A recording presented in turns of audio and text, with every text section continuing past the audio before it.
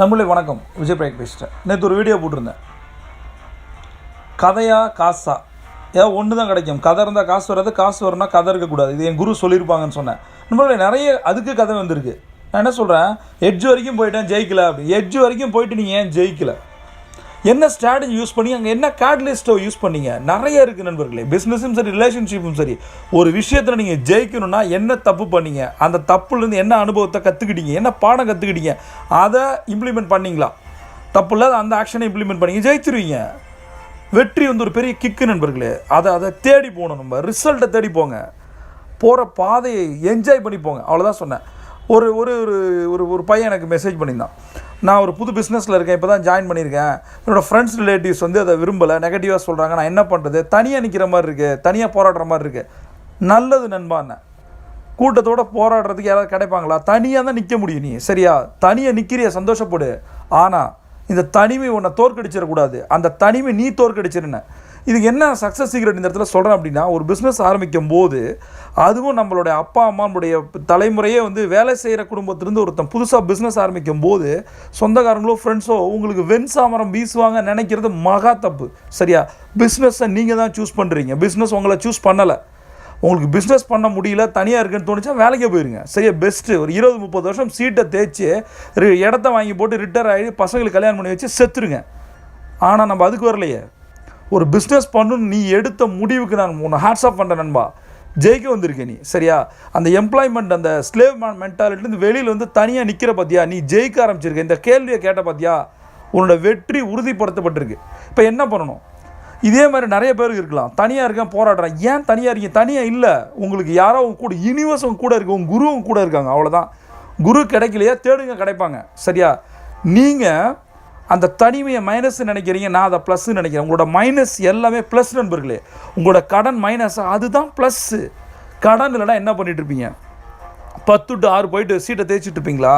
இந்த காசு போதும், இஎம்ஐ வாழ்க்கை போதும்னு நினச்சிருப்பீங்களா? கடன் வந்தது, ஒரு ப்ரெஷர் வந்தது, ஒரு டார்கெட் வந்தது, ஒரு இலக்கு வந்தது, ஒரு ஆப்ஜெக்ட் வந்தது, ஒரு கனவு வந்தது.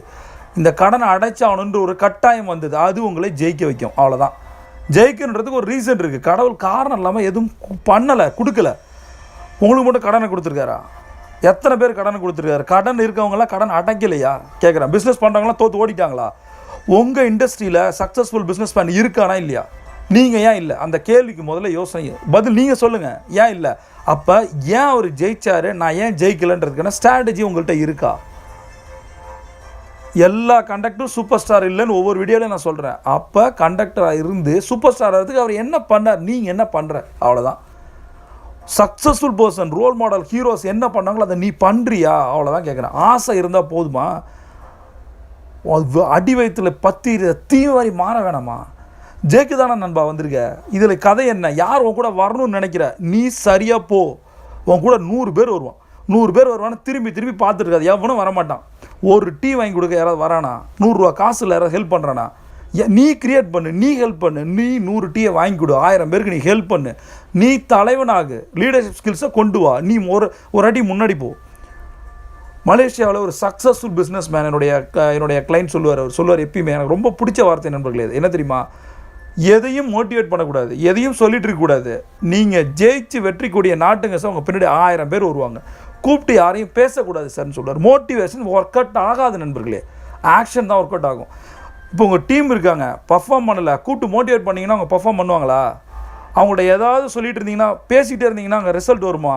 நீங்கள் உங்களுடைய வேலையை பாருங்கள், நீங்கள் ரிசல்ட்டை கொடுங்க. அவ்வளோதான். நீங்கள் ரிசல்ட்டை கொடுங்க, உங்கள் சக்ஸஸை காட்டுங்க. உங்கள் பின்னாடி 100 பேர் வருவாங்க. மக்கள் உங்கள்கிட்ட விரும்புகிறது மோட்டிவேஷனை அல்ல, ரிசல்ட்டை, சக்ஸஸை. அதை நீங்கள் கொடுங்க. ரிசல்ட்டை காட்டுறதுக்கு என்ன பண்ணுமோ அதை பண்ணுங்கள். தூங்கிட்டு இருந்த 10 பேர் ஏஞ்சி ஒடியாருவான் பின்னாடி. முதல்ல கொடியை நாட்டு. அவ்வளோதான். கொடியை நட்டு வை. உன் பின்னாடி ஒருத்தன் கொடியாருவான். நீ முதல்ல ஒரு ஆக்டிவ் மோடுக்கு வா. அவ்வளோதான். உன் டீம் வேலை செய்ய ஆக்டிவ் மோடுக்கு வா. நீ களத்தில் இறங்கு. நீ சேல்ஸ் பிச்சிங்கை கொடு, ப்ரெசன்டேஷன் கொடு, என்ன வேணால் பண்ணு. தனியாக போ. அந்த ப்ரெசன்டேஷன் சக்ஸஸ்க்கு என்னென்ன இன்க்ரீடியன்ட் வேணுமோ அதை கற்றுக்கோ. ஒரு ஸ்டெப் நீ எடுத்து வச்சுன்னா பிரபஞ்சம் உனக்காக 10 ஸ்டெப் எடுத்து வைக்கும். வீட்டில் இருந்துக்கிட்டு எனக்கு யாரும் ஹெல்ப் பண்ணல, எங்கள் அப்பா அம்மா ஹெல்ப் பண்ணல, பக்கத்து வீட்டு யாரும் ஹெல்ப் பண்ணல, பக்கத்து வீட்டு நாய்க்குட்டியை காலில் அடிபட்டுருக்கு, ஏற்ற விட்டு 1000 வயசுக்கு வந்துருச்சு. கதையும் காரணமும் உங்களுக்கு சோறு போடாது, வெற்றியை தராது. சரியா? கொஞ்ச நாளில் அவனோட அப்பா அம்மா பற்றி அவனுக்கு டைம் கொடுத்தேன், பிஸ்னஸில் அச்சீவ் பண்ணல, மரியாதை வேலைக்கு போன்னு சொல்லுவாங்க. பிஸ்னஸ்ன்னு முடிவு பண்ணி அந்த டே ஒன்னில் நீ யாருன்னு காட்டணும். ஒரு வாய்ப்புக்காக காத்திரு நண்பா, அவ்வளோதான். இன்றைக்கி களத்தில் இருங்க, நீ போய் ப்ரெசன்டேஷன் கொடு. எந்த பிஸ்னஸும் பார்க்க, எல்லா பிஸ்னஸும் நல்ல பிஸ்னஸ் தான், கெட்ட பிஸ்னஸ் நல்ல பிஸ்னஸ் கிடையாது. அதேமாதிரி எந்த பிஸ்னஸில் நிறைய சம்பாதிக்க முடியும் சார், எந்த பிஸ்னஸ் சக்ஸஸ்ஃபுல்னு யாராவது கேட்டால் அதை விட ஒரு பைத்தியகரத்தனமான கேள்வி கிடையவே கிடையாது. ஏன் தெரியுமா? எல்லா பிஸ்னஸும் நல்ல பிஸ்னஸ் தான், எல்லாம் சம்பாதிக்கிற பிஸ்னஸ் தான். பிஸ்னஸ்னாலே சம்பாதிக்கிறது தான். நீ அதை சம்பாதிக்க வைக்கிறியா, அவ்வளோதான் கேள்வி. சரியா? அந்த பிஸ்னஸ் எடுத்து நீ சம்பாதிக்கிறியா? மோசமான பிஸ்னஸ்ன்னு நினைக்கிற ஒரு பிஸ்னஸில் கோடீஸ்வரன் இருக்கானா இல்லையா? உன்னால் பண்ண முடியாதுன்னு விட்டுட்டு வந்த பிஸ்னஸில் இன்னொருத்தன் எடுத்து அதை கடன் அடைச்சிருக்கானா, சம்பாதிச்சிருக்கானா, சாதிச்சிருக்கானா இல்லையா? நீ என்ன பண்ண? அந்த ஒரு கேள்வி. மற்றவங்க பண்ணிட்டாங்க, இது நீ பண்ண வேண்டிய நேரம் இது. சரியா? உன்னை யாரும் வலுக்கட்டாயமாக இந்த இண்டஸ்ட்ரிக்கு கொண்டு வரல. வந்துட்ட, ஜெயிச்சிரு, ஹீரோ மாறிடு. அதுக்கு என்ன வேணுமோ, அந்த ஹீரோயிஸ்த்துக்கு என்ன இன்க்ரீடியன்ட் இருக்குமோ அதை கலந்துக்கோ. நீ மாறிடு நண்பா, அவ்வளோதான். சாம்பியனாக மாறிடு, ஒரு சிங்கம் மாதிரி. நீ உன்னை தடுக்க எவனும் கிடையாது. உன்னோட லிமிட்டிங் பிலீஃபை உடச்சி தள்ளு. அதேமாதிரி உனக்கு யாரும் டார்கெட் கொடுக்குற மாதிரி நீ நடந்துக்காத. சரியா? நீ டார்கெட்டை ஃபிக்ஸ் பண்ணு. உனக்கு மேலே இருக்கிற பாஸோ, உன்னை அப்ளைனோ, வேறு யாரோ ஓனரோ, டார்கெட் நீ ஃபிக்ஸ் பண்ணு. உன்னை பற்றி உனக்கு தான் தெரியும். உன்னால் எல்லாமே முடியும். யாருடைய டார்கெட்டுக்கு நீ ஒர்க் பண்ணாத. நீ ஒரு ட்ரெண்ட் செட்டராக மாறு. எல்லாத்தையும் அடித்து நொறுக்கு. நீ ஒரு சாம்பியன். C on top.